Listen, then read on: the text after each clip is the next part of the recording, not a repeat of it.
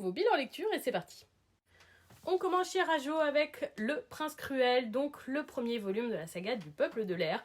Vous avez été extrêmement nombreux à me proposer cette saga de fantasy à découvrir. Je l'ai acheté en édition reliée, je suis un petit peu déçue que le jaspage parte autant sous les doigts, ça c'est trop dommage. Par contre pour la lecture ça a été une super bonne surprise. L'univers fantasy de ce titre est absolument incroyable, énormément de monstres et de créatures différentes, c'est très bien développé et très bien écrit.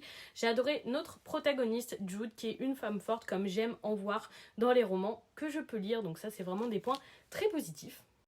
Ce premier volume a permis de mettre en place un univers solide et les liens entre nos personnages. C'est un tome assez introductif et pour autant efficace. Assez peu d'événements m'ont étonné, mais en même temps c'était une lecture très agréable que j'ai globalement beaucoup appréciée.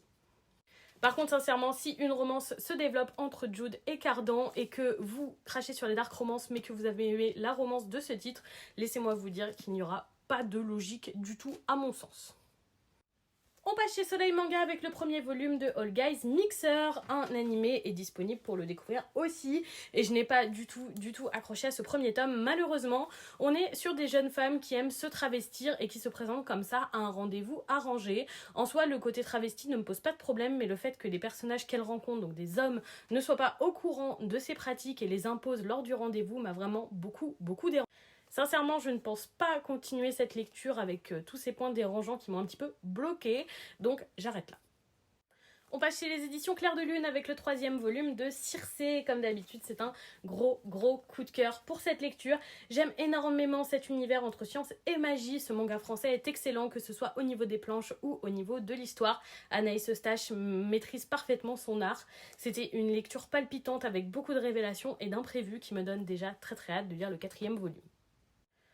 On passe chez Pika avec le second volume de Réflexion, un titre qui sera terminé en 5 tomes par Kei Senbei qui a aussi écrit Erased et Echoes notamment, qui sont deux gros titres coup de cœur pour moi. Pour le moment j'aime beaucoup Réflexion sans que ce soit un coup de cœur, c'est un titre agréable, il se passe pas mal de choses dans ce tome qui nous permettent notamment d'appréhender notre protagoniste adulte qui est donc réincarné dans le corps d'un enfant.